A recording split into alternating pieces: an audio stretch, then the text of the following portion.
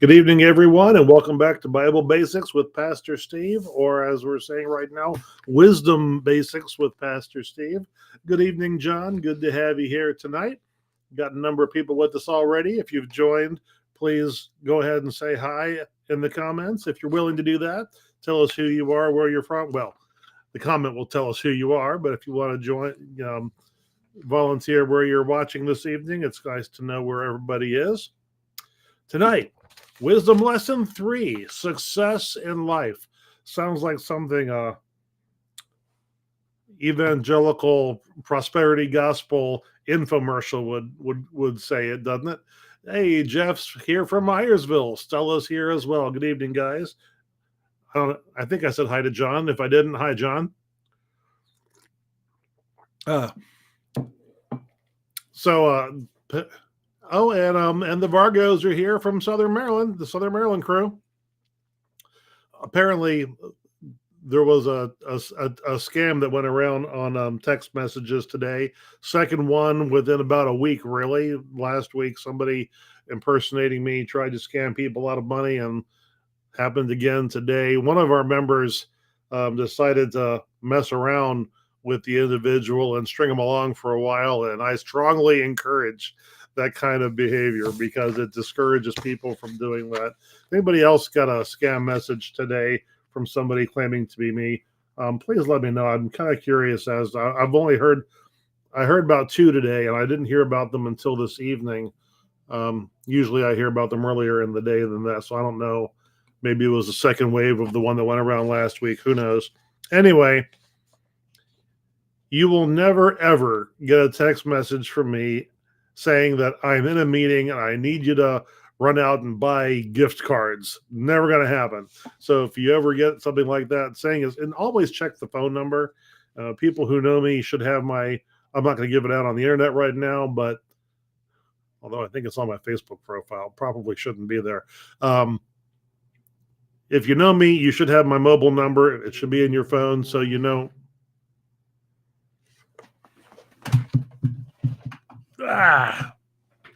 There we go. Sorry. My ring light is getting more and more unreliable. Probably should get a new one. If you've got my real number in your phone with my name attached to it, you'll know that it's not me if somebody else calls you. Anyway, moving on. Let's go ahead and have a word of prayer, shall we? Good evening, Cindy. Gracious God, may the words of my mouth and the meditations of all of our hearts be acceptable in your sight, for you alone are our rock and our Redeemer. Amen. So today, the Proverbs that I've chosen all have to do with just basic life advice that we need to navigate life properly to be successful in life. And none of these guarantee success in life. We'll talk more about that later on, but they're all helpful, okay? So Proverbs 12, verse 1 says, "The wise love learning, but the foolish think they know it all." That's kind of a liberal paraphrasing.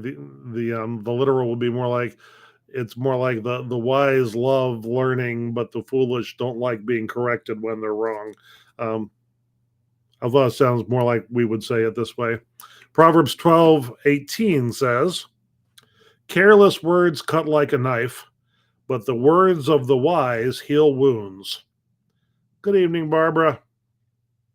Proverbs 16:18 says, "Pride leads to destruction, and arrogance leads to failure." You might remember the traditional rendering of that: "Pride cometh before a fall," or as we will say today, before a fail. Proverbs 20, verse 17 says, "A stolen victory may taste sweet in your mouth, but it feels like gravel in your stomach." And Proverbs 24, verses 33 through 34 say, "Go ahead, take a nap, put your feet up and relax. Poverty will come like a thief, and hunger like an armed attacker." All right. So I'm going to take the questions. I'm gonna take the reflection sort of reverse order tonight. I'm gonna start with the theological questions and then do a more general reflection. So, what do these proverbs tell us about God? Oh, first of all, I want to point out that these rules are not entirely arbitrary, which might seem like a strange word. Why would I say? Well, because that would imply that some rules in the Bible are arbitrary, right? Well, here's why. Here's what I mean by that. There are some things in the Bible that God says are wrong just because God says they're wrong. Whereas there are other things that God says are wrong because they're not good for you. And I wanted to make that distinction tonight because there are things that other cultures might say are wise because they work, that we say are wrong regardless of whether or not they work. Proverbs makes the case that living this way works. Okay, but I want to point out that there are other places in the Bible where God says, "Well, there are other ways to live that might work." But so, for example, we get into debates about crime and punishment in this country, and we have this concept that there should be no cruel or unusual punishment. Okay, that's based on a biblical tradition that says that there are some punishments that are off limits. And they're off limits because they're wrong, not because they're ineffective or even because they're unfair. So, for example, there are places in the world where if you steal and you get caught, they will cut off the hand that you used to steal. Probably a pretty good deterrent to stealing. Certainly going to deter him from doing it again, right? And there are other places where sort of an eye for an eye is taken quite literally. In this country, we say, well, it doesn't matter whether or not corporal punishment works. We're going to consider it to be unethical, and we're not going to do that. And both things exist in the Bible. So Proverbs makes the case that these are things that you should do because it will go well for you if you do them. It's not exactly saying that God is going to reward you for doing the right thing. Okay. It's not really saying that. Okay. It's saying that this is wisdom because these are sayings that work. Now, Proverbs by itself is not a complete ethical system for that very reason, because we need the rest of the law. Well, this isn't law at all. Wisdom and law are two different things. Wisdom tells us what works. Law tells us what moral constraints we need to put around what works. I hope I made that distinction clear. Okay, so these things are not being said simply because God says you shouldn't cheat, right? We just want to hear about cheating, right? A stolen victory may taste sweet in your mouth, but it feels like gravel in your stomach. It's saying that cheating, even if you succeed, ultimately you don't. You're going to pay for it at least with a guilty conscience. It might even make you feel sick to your stomach. That's a very different thing from saying don't cheat because it's wrong.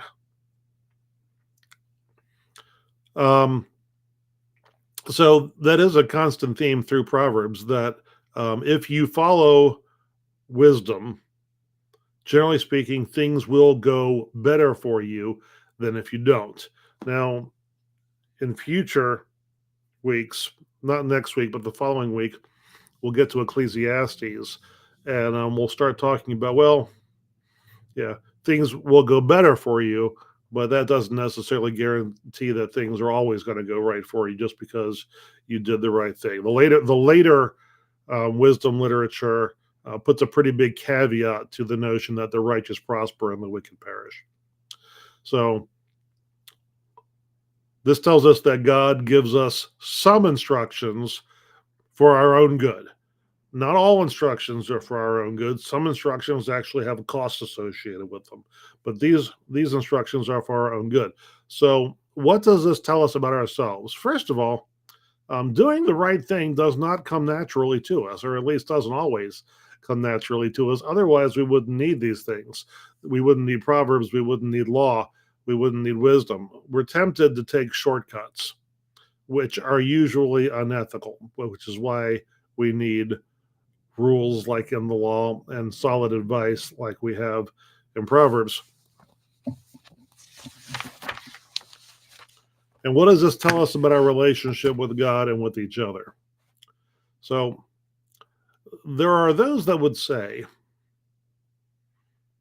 that Proverbs is not an altruistic book.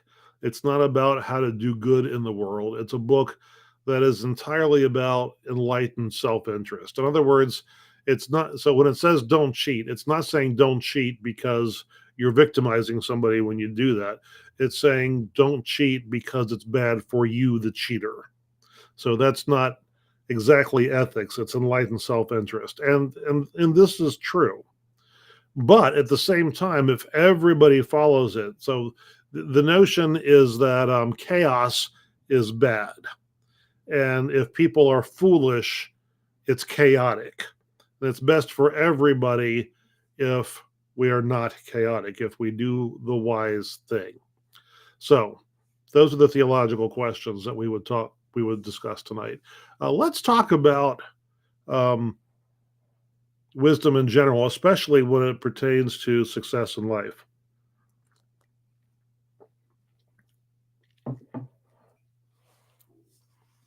Proverbs were used to teach children. We still try to teach children wisdom. We still try to give them guidelines for living life that are quasi ethical because wisdom is values based, right? It's not exactly the same as having ethics. There is an ethic that underlies it, but it's not the same as rules that we break or rules that we follow. So there is a modern twist on wisdom, particularly when it relates to the Protestant work ethic and how we used to try to raise our children. I remember years ago, a book was published that I have tried and tried to figure out what book this was. I remember seeing it promoted on television. I remember hearing the guy summarize the points in it. I've not been able to find it or figure out what book it was. I've talked about it since then. I wish I could quote it properly. So my own take on modern wisdom, based partly on that book and partly on the book of Proverbs, things that we teach our children today. So this guy was making the claim that if you want your kids to be successful, or if you yourself want to be successful, one of the things you need to do is have a religion that has an ethical core to it. You need to learn those ethics and you need to follow those ethics. He said that there's a body of evidence showing that if you live your life ethically, generally speaking, things will go better for you than if you do not. Moral shortcuts almost always backfire sooner or later. They don't always, but they do often enough that it's not in your best interest to do them. And speaking without thinking would be part of that ethic that we saw in the scriptures today, in the Proverbs today. What was the word I used for it? What kind of a word? Careless words cut like a knife. A well thought out word can heal. Something that was very much a part of the Jewish ethic and part of the Protestant work ethic for a long time was education, right? And you see in the wisdom literature that knowledge is a good thing, learning is a good thing. And this book made the case that you need to get the best education you can as early in life as you can get it. And they said that a real high school diploma is much better than a GED.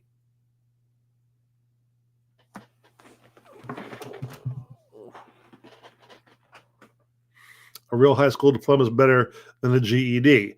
If you want to have middle income, That high school diploma is probably not going to be enough. You're better off with an affordable college degree or with a good trade school, something beyond high school that's going to train you for a career, specialized training. And they've said you really want to do this before you get married, before you have children. Life will be much easier for you if you complete your education before you get married, before you have children. They went on to say, and I would add to that, you never want to stop learning. And there's a body of evidence that shows that the more competent you are, the more you're going to second guess yourself. And the more confident you are, the less competent you actually are. They said there's a right way and a wrong way to go about building family. Don't have any children before you get married. Wait till you get married to have children for many reasons. And this is all practical stuff. This is wisdom related stuff. Life will go better for you if. And they said, and go ahead and get married. If you can get married, you should get married. Getting married, they said, is better than not getting married. Why? Because two heads are better than one. Life is challenging, and it's easier to get through life with a partner than without one. And there's body of evidence that shows that people who are married are happier than people who are not. And once you get married, stay married. Getting divorced, they said, and I've heard it said that getting divorced can really set you back financially. Of course, in the old days, looking at some of the old wisdom, in the old days, married people who couldn't get along didn't get divorced. They didn't necessarily stay together, though. I'm finding more and more anecdotal evidence, both reading and from talking to people, that it was not uncommon for married couples who couldn't get along to separate to some degree, but still stay married and still function as a partnership to some degree. I certainly have known couples from previous generations who, at a certain point in life, decided they didn't want to share a room together anymore, not just because one snored, but because life was just better when they each had their own room. I've known people who reached a point in their marriage where they lived in different houses, but they still spent a lot of time at each other's houses, and they still ate a lot of meals together, and they still co-parented, not just when the kids were little, but once they got older, but couldn't share a roof anymore, but they didn't want to get divorced. And there's some wisdom in that I think we've lost. And finally, the work ethic. Hard work does not guarantee success, but laziness does guarantee failure. When you're working, you want to do the best job that you can. And finally, and this is from the book that I can't remember, they said, never quit a job before you find a better job to replace it.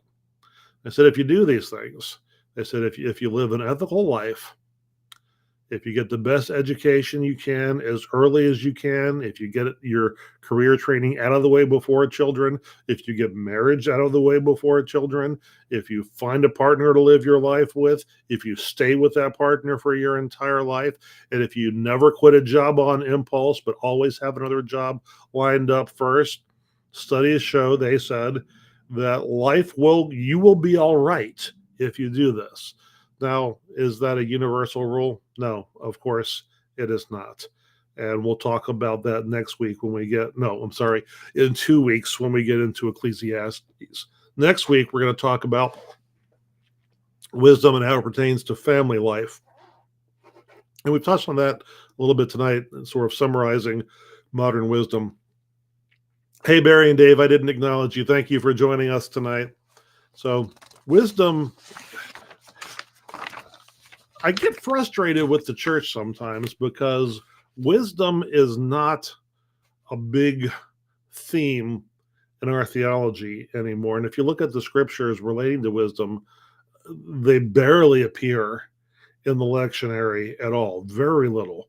There's not Proverbs, not really in there. Ecclesiastes, just a little smidgen of it, and it's the wrong part of Ecclesiastes. The important parts of Ecclesiastes are not in there. Um, Job, okay. Job is an important part of the wisdom tradition. And this stuff is important because how we live our lives matters. It's very important how we live our lives. And it's not just a matter of not sinning. It's not even just a matter of, it's not just a matter of, okay, obviously ethics is not all about what you don't do. Ethics is also about what you do.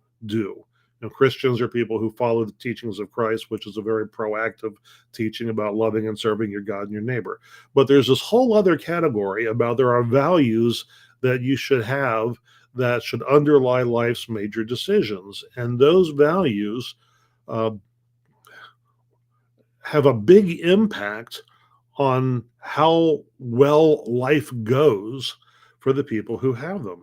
It's not a coincidence that cultures that make education a big value that is taught to kids, those cultures tend to do pretty well. Um, they pass success on to their kids. Those cultures from one generation to the next tend to be upwardly mobile income wise.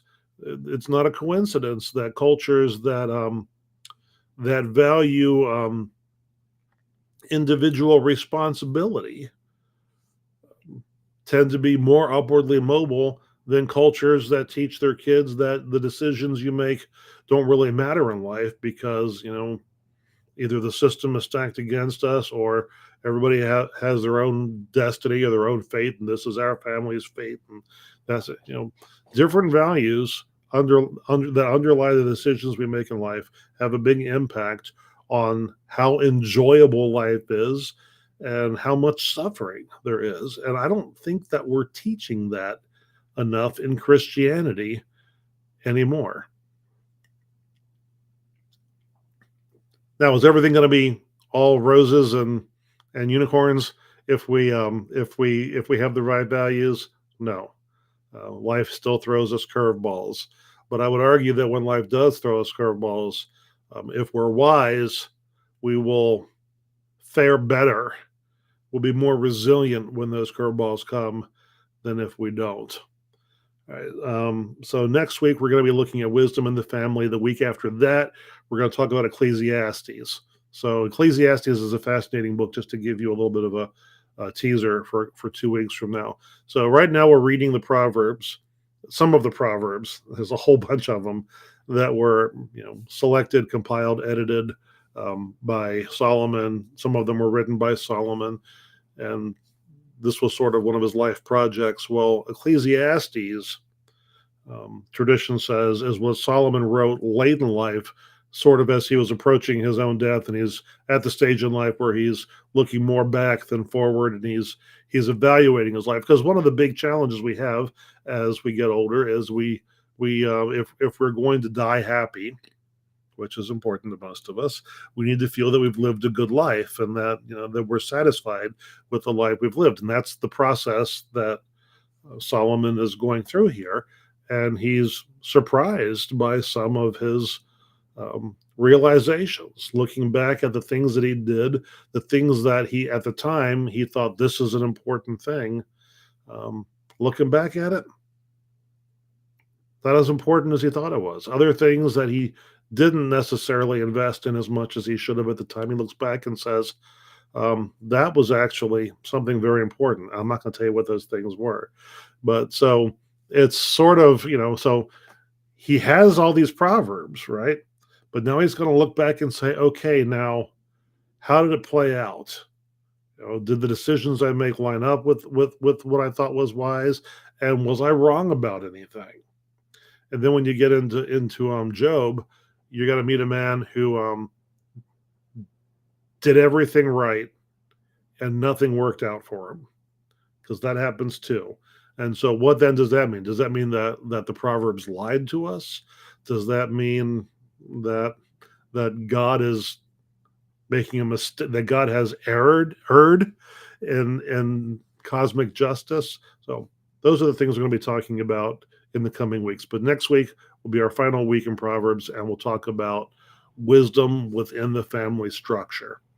And although these proverbs are ancient and written for a very different culture, Solomon had 1,000 wives. It's interesting because Solomon had 1,000 wives, and yet one of the recurring themes in Proverbs is that you should be faithful to the wife of your youth. What exactly does that mean? Faithful to the wife of your youth. What does that mean to a guy with 1,000 wives? There's seniority, or I don't know. All right. Once again, nothing in the news that I want to talk about. Lots of things in the news, just not things that I want to talk about tonight. Nothing really exciting going on in the greater Methodist world worth talking about tonight. And so we're going to go ahead and we're going to wrap it up. It's almost half an hour. So I'd encourage you, if you've got Proverbs can be a lot of fun to read, especially in modern English. If you've got a Good News Bible or a contemporary English version, I'd encourage you to spend some time in the Proverbs. They can be a lot of fun to read, especially there's some humor in some of them. Some of them, there's no humor in them at all. Read them. They're a lot of fun. I think they're fun. All right. Maybe that's why I'm frustrated that the church doesn't use them that much. I just think they're fun to use. All right, let's go ahead and close with a word of prayer, shall we? God, give me the grace to accept with serenity the things that cannot be changed, the courage to change the things which should be changed, and the wisdom to distinguish the one from the other, living one day at a time, enjoying one moment at a time, accepting hardship as a pathway to peace, taking, as Jesus did, this sinful world as it is, not as I would have it, trusting that you will make all things right if I surrender to your will, so that I may be reasonably happy in this life and supremely happy with you forever in the next. Amen. I think I gave you guys a half thought there. I realized during the prayer. So yeah, these were written for a very different world, and yet they relate. Family structure now is nothing like it was then, and yet it relates. So anyway, I will see you guys either online or in church between now and then.